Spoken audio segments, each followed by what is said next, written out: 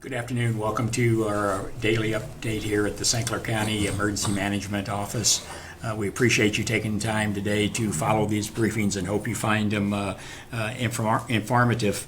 We're going to have a special guest with us here today. Prior to doing that, though, we just got through watching the governor's daily press conference. And I want to give you those numbers for those of you who maybe did not get to catch that. Currently, we have a total of 422 cases statewide. That's statewide.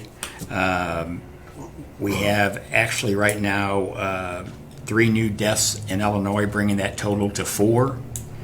The total of cases increased 134 since yesterday. Here in St. Clair County, we want to let you know that currently today we have tested 35 patients. 3 of them were tested positive, with 29 of them negative results, and we're still waiting 3 tests to return. Statewide, across the state of Illinois, they have tested 3,151 patients. That's 3,151 patients. Also, the governor released today that Washington County received their first positive case. So those are the most recent numbers today. As you can see, the increase of 134 since yesterday is what's been predicted is that these numbers will continue more likely. I'm here joined today once again by St. Clair County Board Chairman Mark Kern. Chairman, those are the latest numbers, and I know we've got a guest here today, so if you would please introduce him. Okay. Herb, thank you. So the numbers are growing statewide. The first case was just announced in Washington County. And so, once again, we urge everyone, take this seriously. And the rate of transmission will be less. If you can stay home, stay home. And the older you are, the more pre-existing conditions that you have make it even more imperative that you stay home. And we will definitely lessen the rate of transmission if that's done. If you know a doctor, or you see a doctor, a nurse, a healthcare worker, an emergency services person, a dispatcher, a police or fire person, a pharmacist, thank them. Because they've been taking care of you during this, they've been taking care of all of us during this, and they will be taking care of us in the future. And those thanks also go out to the people that pick up our trash, that keep our streets clean, that keep the daily operations running. We're all good neighbors during this. Being a good neighbor is going to make this go more smoothly, and we live in a greatest county in the state with the friendliest people in the state, and together we're going to get through this. If you have a neighbor who is in their house, and whether they're self-quarantined or they're just staying in because they want to make sure that they help slow the rate of transmission, give them a call. They would love to hear from you, I'm sure. If there's a senior on your block that may need something from the grocery store, you can pick up something for them and leave it on their front step so that they could pick it up. All these things will make all of this go much more smoothly, and we'll get through this much more quickly. I've had a lot of questions about public transportation and Metro, and so we got a hold of the president of Metro, Talby Roach, and he wanted us to relay that trains and buses are being disinfected with COVID-19 approved treatments nightly, and this includes a fog treatment to give an extra measure of coverage. Trains and buses are also getting additional treatments during the day at route turns and midday changes for the LRV fleet. If a vehicle is involved in a suspected vulnerable incident, if somebody's on the train or the bus that has an issue, if they're coughing or showing symptoms, they're going to pull that off the system immediately and treat that vehicle, that car again, just to make sure that they get it disinfected. We have advanced new absence protocols for our employees, including paid time off should an employee test positive. Temperature checks will be put in place this week to add additional screening of employees as an extra measure to reduce the potential of employees who are sick. We just secured additional personal protective equipment for our operators at Metro, and also aimed at protecting them and the public from transmission. So those things are being done. I think it's important to note that because many of us rely on public transportation in this time. So we want to keep that running. We want to keep it running safely. We will be announcing the closing of the courthouse, the county building, on Monday, as we talked about yesterday, closing to the public. We'll still all be working there, and we'll have reduced shifts, but as far as the public coming in, that's being limited greatly. This will be until further notice. Now, the switchboard operators are going to, their hours are going to be extended greatly from 6 a.m. to 6 p.m. So call the courthouse 277-6600 if you have any questions. We will post online direct numbers to all the offices in the courthouse, along with the services that they will be providing, and a lot of the questions that you need answered will be answered through that notice that will be posted. Now, the courts will remain open subject to these changes. The court system can't function, as we know, without juries. So they're reviewing ways to minimize the need for jurors to be summoned to the courthouse. While some jurors will still be summoned, reducing the numbers summoned will create less congested environment and increase the personal space available for summoned jurors.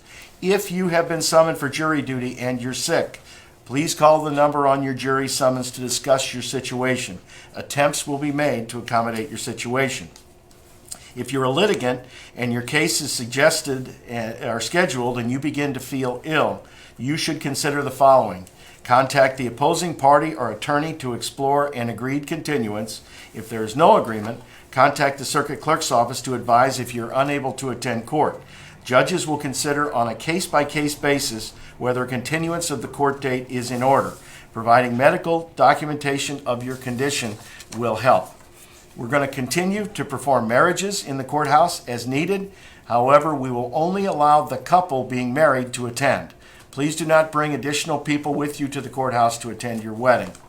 Employees of the court is that if you're sick, stay home. However, we realize that honoring that request may be difficult if the employee has limited sick time, so we won't be using sick time. We want you to stay home. The court is formulating policies to soften the blow for employees affected by the coronavirus, so we'll be working with you. The current situation is challenging, but together we can all get through this. So we've got another special guest today. Yesterday we were lucky enough to have a good guest, and today we've got a great guest also. I'd like to welcome Michael McManus, the president of Memorial Hospital. Welcome, Mike. Can you tell us what the situation is at Memorial Hospital and basically in the medical community here in St. Clair County and in the region? Sure. I appreciate it, Mark. Thank you for asking me to be on. It's unprecedented, as we all know, and the hospitals are working collaboratively. As I think everyone knows, we're part of BJC Health System. Several weeks ago, BJC instituted an incident command centrally. We have one locally at Memorial to coordinate our response. Some things that we've put in place to be ready and to address this are visitor restrictions. We're following the IDPH rules and guidelines. We're working with on our elective surgical cases and suspending those, postponing those, mainly to conserve supplies, resources, and anyone that comes into a hospital and has a procedure, can be susceptible to some kind of infection. So it's just a good infection control technique. So we're doing that. We're redeploying those people to be ready in other areas. We have to respond with the visitor restrictions and screen folks as they come in. And we're also trying to be prepared and ready for what they call, and I think Dr. Bonman might have talked about yesterday, sort of the community spread of this as it proliferates out. So we're taking stock of our resources, ventilator capacity, all those kind of things in case we do get a surge, and we can be prepared to accommodate. Have been on calls with so many other Metro East hospitals. We have one again tomorrow with the Metro East hospitals to talk about collective planning or collective readiness. So those are some of the actions that we've taken today. So you're screening when visitors come to the hospital. Are you allowing them to visit patients right now? There is, but right now it's a one visitor per patient rule, and that's been put out statewide. and our screening criteria are very similar to what the screening criteria are for our people that may be considered for testing as well. I'm oversimplifying, but do you have any symptoms? Do you have a low-grade fever? Have you been traveling either domestically or internationally? Have you been in contact with anybody who may have been in that, or it might be in that category? And then the last criteria more for the testing is, residential. Are you in a long-term care facility? Are you in a group home? Are you an inpatient hospitalized and you might be compromised that you should be tested? That's really not one of the visitor screening criteria, but it's a testing criteria for testing for the virus.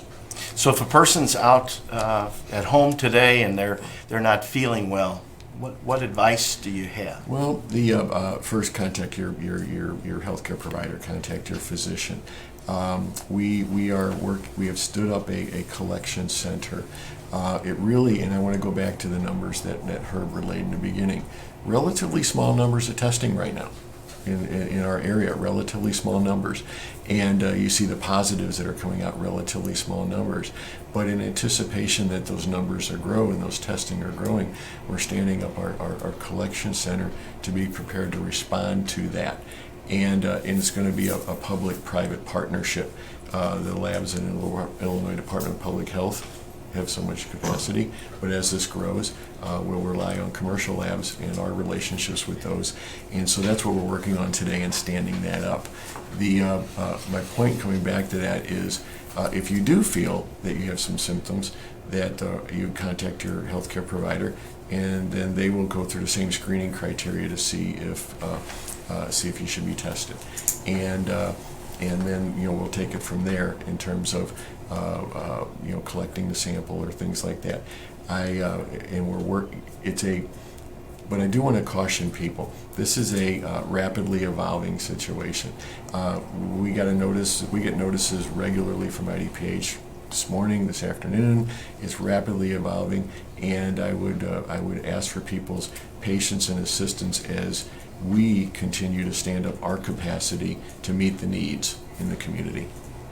And so IDPH, Illinois Department of Public Health, they make these recommendations so that the rate of transmission will be less. Yes. Can you talk about how that is going to help the system if that rate stays at a even plane rather than spiking? Well, all of the actions the governor has put in place are geared towards trying to reduce that spiking, right? Asking the restaurants and the bars in the closure, the public gatherings down to 10, I believe now, the schools, the things like that.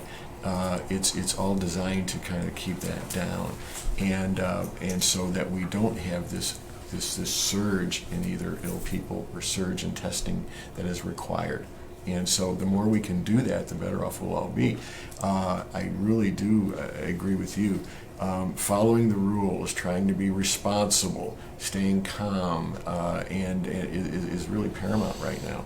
And if we all do that, I think we can get through it, like you said.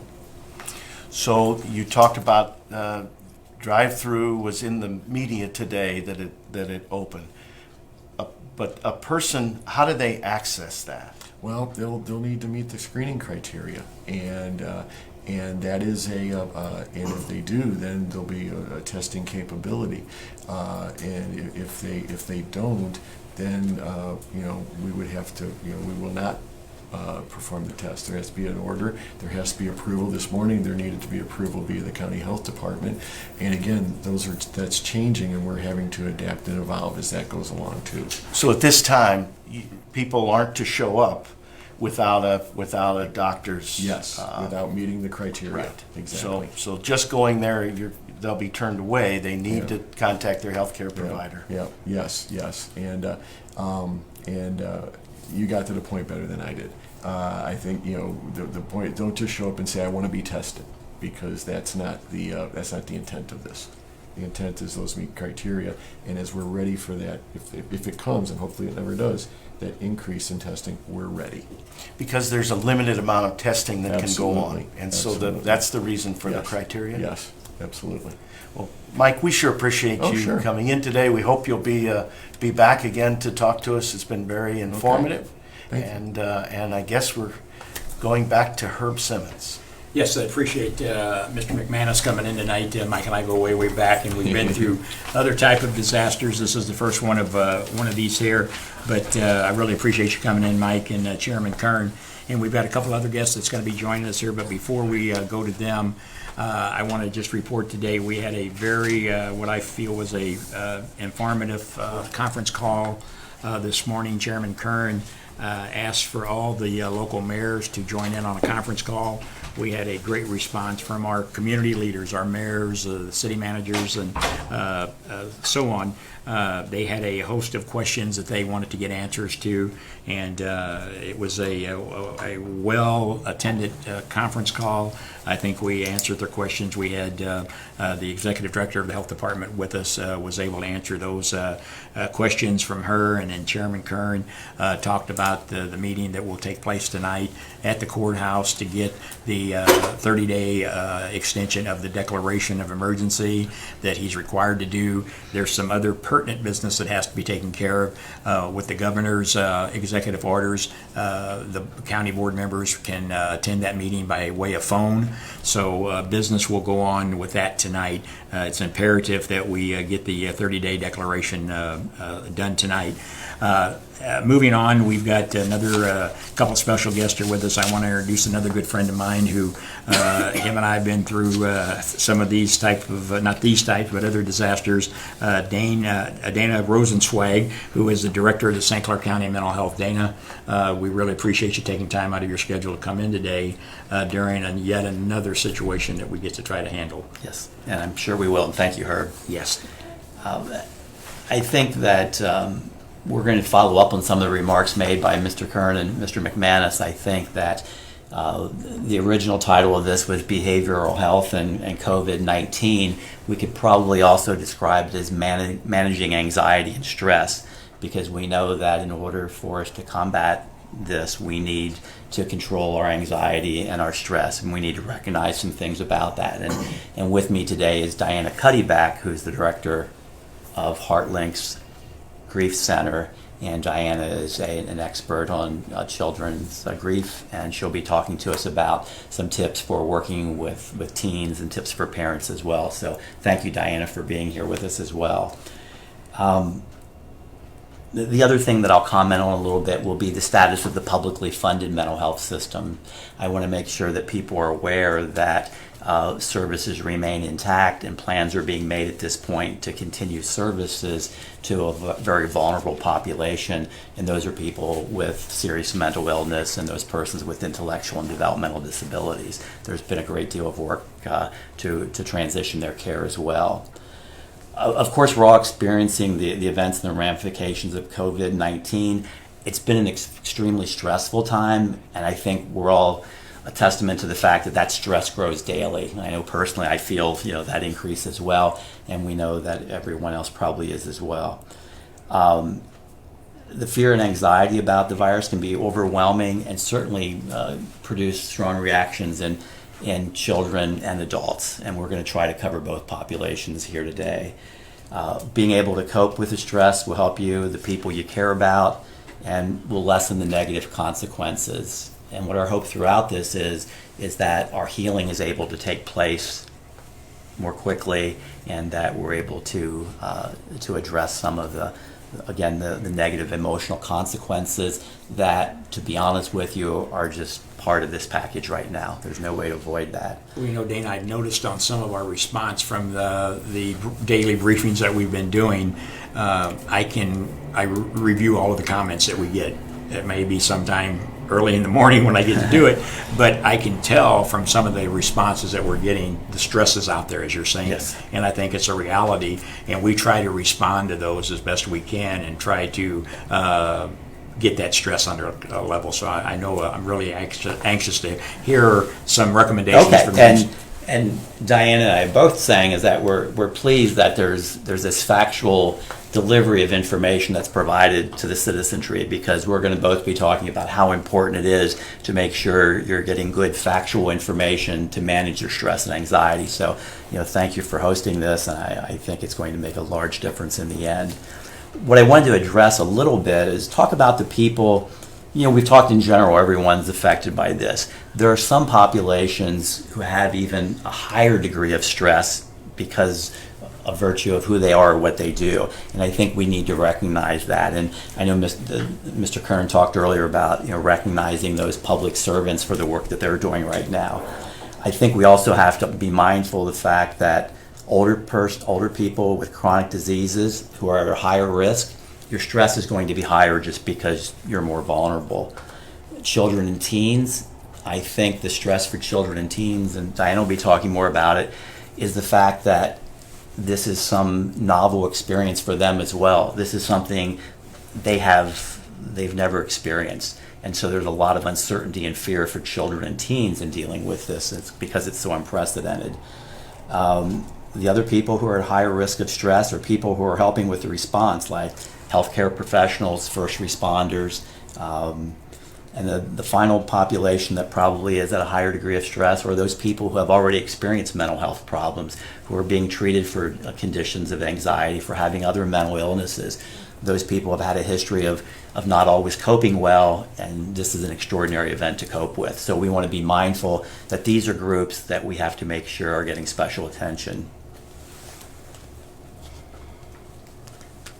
Diana, did you want to add anything to that? No, I think you covered the people who we need to especially watch out for, but I think all of us need to just watch out for ourselves and slow down a little bit, take a breath, because it's scary times, and yet there's a lot of people around really on top of this doing a lot of work to make a difference, and it is an opportunity where we can make a difference to each other, and I think we have to keep focusing on some of the things we can do, not just the things we can't do. So Diana, one of the questions that I had proposed is, with the children being out of school, parents maybe being off of work, the children are sitting at home listening to mom and dad talk about, I can't go to work, we're worried about the bills. As you said, these children have never experienced anything like this before. What advice can we give the parents out there about that type of situation? Thanks for asking me. There's not the perfect thing to say. And I want to say, first off, if you say something the first time that's not wonderful, you can take and move on to something else. But what is helpful for kids is to get an idea of what's going on. And I think a lot of times as adults, we try to soften it, we try to push it off, we try not to talk to them, but they know. Certainly older kids are very social media savvy, and they are hearing all sorts of things. I think finding out what they know about it is important. So before we tell them what to do or what we think they need to know, we ought to ask what they do know, because that may help guide us in talking to them about what kinds of things they actually need to know. Of course, you're going to use language that fits your child, your family, and the age that they are. It's really important not to catastrophize and to watch where you're talking about things. We need to share with kids and talk to them. Often at HeartLinks, we deal with people who are grieving, and we say, cry in front of your kids, but don't wail in front of your kids. Don't lose it in front of your kids. So if you're feeling really upset, we're going to have resources to talk about. Use your internal resources and your friends. That catastrophizing piece probably needs to happen with adults and not with the kids, so that when you talk to them, you can speak to them calmly and say, I don't know. Because kids are they're savvy. And if you tell them all sorts of things and it's going to be fun and everything is this and that, they're picking up that things are not, and that we don't understand exactly what's happening. So it's better to say, I don't know. But we're together, we're here, this is what we have. Right. It's okay to say, I don't know. It's if important. You don't, and it's okay to say, but we'll find out. And then when we have our next meal together, or because we're going to be together, then we'll let you know. So we're going to talk more about it, and you can go seek some information, share the things that you think, and share the pieces that you feel like are right for them. Okay. One of the things, Dana, you talked about was our first responders, and that has been a topic of conversations. for the last couple of weeks. What advice can we give those EMS professionals, the law enforcement, our nurses especially that are working long hours in these doctors' offices and emergency rooms, because the stress level has got to be astronomical for them? Oh, of course, Herb. I think we can probably address that by talking about stressors that or common signs of distress that would be good for those folks to recognize, as well as the general public. So there is a checklist of things. I think what helps us is it keeps an inventory of our own self-awareness, so we know where we're at. The people you referenced are going 1,000,000 miles a minute. They don't get a chance to step back, but at the same time, they could be experiencing some of those toxic symptoms of stress. Some of the more common ones are feelings of numbness, disbelief, anxiety, or fear. I mean, those are all very powerful emotions that can be crippling as well. Also, changes in appetite, energy levels, difficulty concentrating. I was on the keyboard earlier today and I forgot a keystroke, and I've never forgotten that keystroke. But my mind is just, my concentration is good. Don't forget about irritability. Irritability, Because Well, I think that's yeah. another thing that it's a real signal to you. Well, and that brings me to another point. Our 911 telecommunicators are our first line of defense. I mean, people are calling them, asking these questions, and they're always the ones that get it first. right? And then they don't get to have that closure usually because they've sent that on to the next link in the chain. What kind of advice do you give to an individual like that is sitting there at a 911 center and behind a console for 12 hours at a time, maybe working overtime, and they've had to field all those type of calls? I think I know Dana has some things, and I really want to encourage people. We have an emergency response system that's just part of our body. And I think people need to purposefully take themselves down a peg or two. Mm-hmm. And you can do that by breathing, because when you have good breath going in and your breathing is slow, it tells your body you're safe, and it resets that emergency response fight or flight system. And I know that our 911 operators deal with this day in and day out, and they're used to a very high level of managing their emergency response system. But I think they need to be, and we too, even those of us who are not in that role, need to be mindful that we're slowing ourselves down. We're telling our bodies, you're okay, because we're getting messages from the outside that are not normal. And so we don't feel okay, but we don't know why. So breath is the fastest way in, and we'll be sharing some links for specific breathing exercises. There's some information contained on the CDC. They have actually their section is called Managing Anxiety and Stress, and they have some tips, and that would be good for the 911 operators and all of us. Take care of your body. And Diane said, take deep breaths, stretch, try to eat healthy, try to get some exercise. If that means walking around the block, that's something that's good for you. I've seen that in my neighborhood. There would be more people walking. And try to do some things that you enjoy. You've got to be able to balance some of the negativity of what you're experiencing with something that's positive and reinforcing. And connecting with others is going to be huge. And being able to share your thoughts with a friend. We'll be talking a little bit more about some combating social distancing by increasing some of your social relational activities. And the other thing that we would probably advise people is to take inventory of your fears. I mean, I think part of this awareness of your emotions is really taking a look at what you find fearful at this time. Is it your portfolio? Is it your own physical health? Is it children who are living out of state that you don't have with you? I mean, being able to recognize those things is going to allow you to deal with them better. So we would encourage people to do that. Dana, I think I want to add too, to make sure that you're doing some self-soothing behaviors that are positive. Sometimes we do self-soothing behaviors, like mine right now is eating chocolate, which is, in small amounts is okay, but in large amounts not so great. And I think we have other self-soothing behaviors like alcohol consumption and other kinds of things that aren't so positive. So we need to be careful, but we do need to make sure that we're doing things that soothe. If you are the parent of a child, now's the time to get out that rocking chair. Rocking is a physiological change in your body that creates relaxation. So rock. Why do you see a group of mothers all standing holding babies rocking? Because that's soothing and calming. And I think we need to actively try to soothe ourselves in small ways. So rock your kids, rock yourself, take a good warm shower, notice what feels good, and realize that when you're doing those things for yourself, that you're doing something for yourself. I think even noticing, hey, I'm trying, I'm doing this, I'm making sure I'm hydrated. Those kinds of things they make us feel a little more in control when we feel so out of control. So I think it's worth mentioning that life is a bundle of stress already. Of course. And then when we throw in something of this nature, the stress level just skyrockets. So how do you, and we've talked about some different ways of dealing with it, but I just know that it's going to come to the point where, as this thing prolongs, that stress level is going to even be off the chain. And there's got to be those triggers out there that we can share, and I know we've talked on some of them.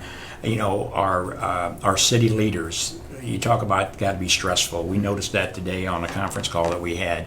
Everybody, the unknown is a stress factor itself. So is there any guidance other than what you've said that for people like that have to make those split-second decisions, like the governor, like the chairman, that we're all relying on to lead us in that right direction?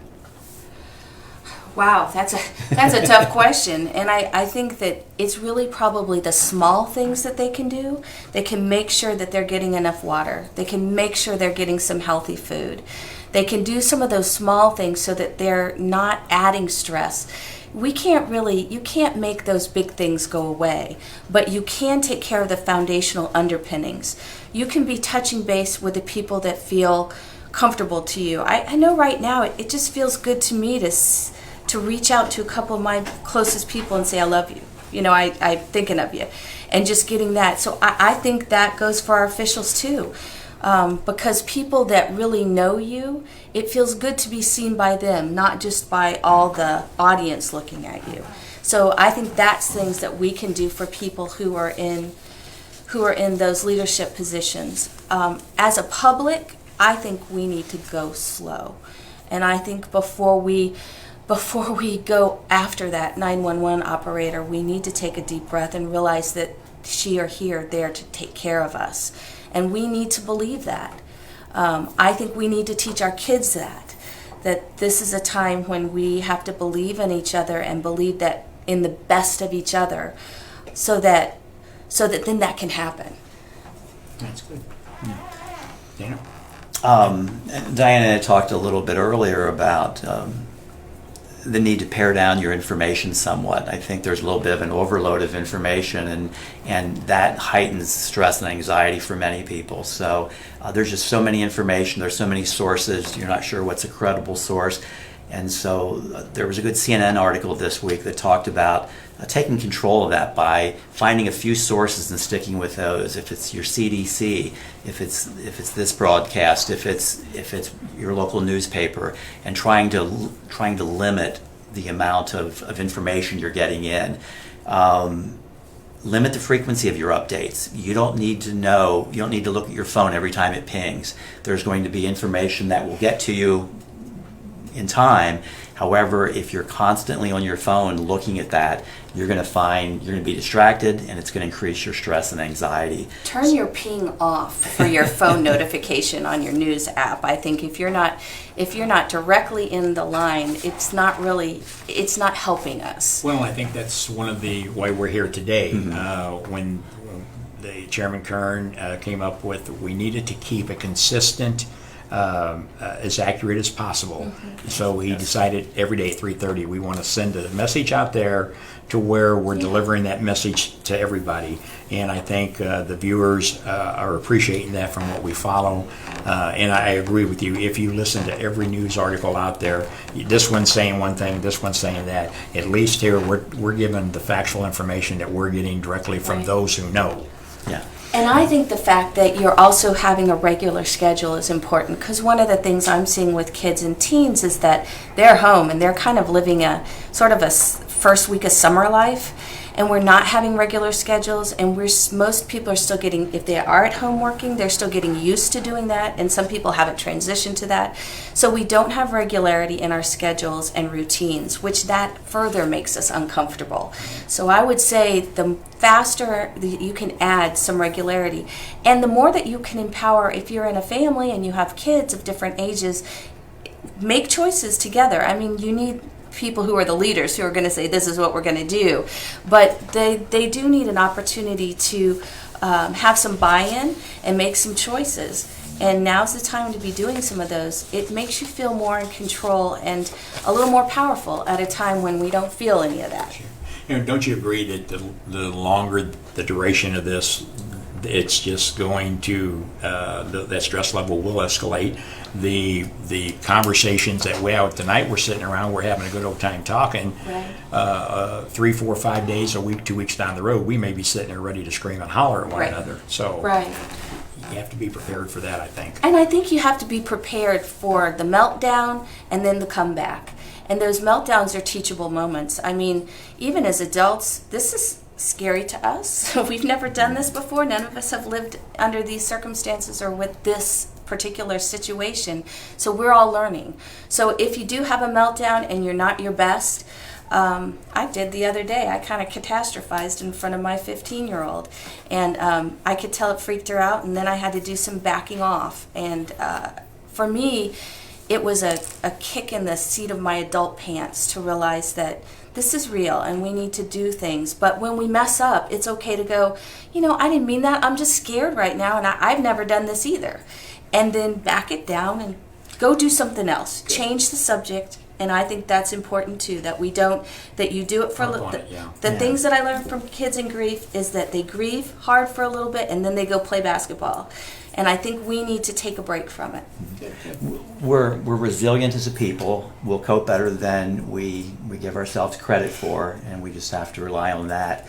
We did want to share one resource, Herb, that there's if you're feeling overwhelmed and if it's emotions of sadness and depression, and you're thinking about possibly wanting to harm yourself, or you're thinking that you're really having a meltdown, there is the Substance Abuse and Mental Health Services Administration Disaster Services Hotline, and that number is 1-800-985-5990, or text to Talk With Us 667-746. And we'll make sure that gets put up on our page, and that way there we can get that information out I there. talked to the operators earlier today. They continue to staff that line. They'll continue to do it.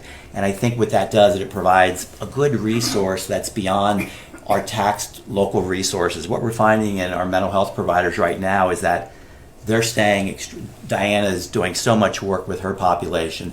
The mental health centers in both Belleville and East St. Louis are coming with telehealth kind of opportunities for people. They're doing crisis services. They're really working to maintain their populations. They do have a little bit of room for new access, and those numbers will be made available on the Mental Health Board's website. We'll get those out there. But I think the national number would be a good resource for the general population. If they felt they just needed to talk to someone for a few minutes, that would be a very good resource. So before we wrap up here, Dana, what else do you find that will be beneficial for our viewers that's going to watch this over the next couple of days when they're feeling at their lowest moment in life, they feel like that everything's crumbling in on them? I know we're going to put those numbers out there, but what personal advice could you give? I think the personal advice I like to share is something that came from Ron Manderscheid, who's the executive director of the National Council of County Behavioral Health Directors.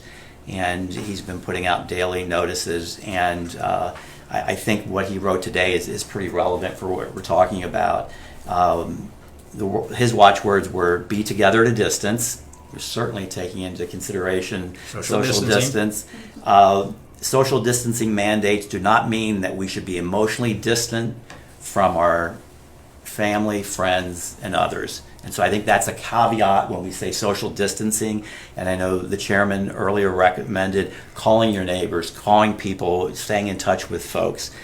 We certainly encourage that. The remainder of Ron Manderscheid's message was the very best antidote to fear, anxiety, and social isolation are strong emotional relationships and deep social support. And you can hear Diana reference those kinds of activities. I think that's powerful. What can we do? We can do FaceTime, we can do Facebook, we can do the phone. And I think we have to recognize that life's going to be different for a while. There's no getting around that. And we need to adapt our relationships to those realities. Well, I hope that's not copyrighted because we want to make sure we get that up on the page. Because that's one of the best statements that I've It's heard. great advice, and I Great think advice. to add on for children, I think you need to give them some things that they can do to make a difference. It may be some household chores, and yeah, they may not be way excited about it, but it makes a difference. But it's also creating a card for people in a nursing home, making some art for somebody who's important, writing music, doing poetry, whatever it is to them that TikTok dances, that allows them an expression that they can share with people. So we are getting social interaction and empowerment that way. So communications. Communications. Is what we want. So It's what we hey, want. I really appreciate both of you coming in tonight, and I hope we can continue to do this because, as we know, this is probably going to go on for a little bit.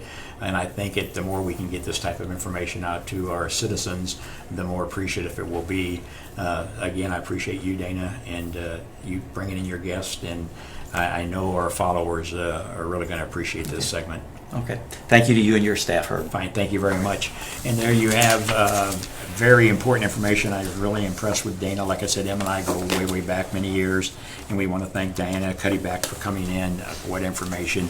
I hope you listen to what they tell you, and let's get through this together. We're going to take a little break, and then our two favorite ladies are going to come back and transfer this all over to our Spanish community. We'll be right back. Thank you.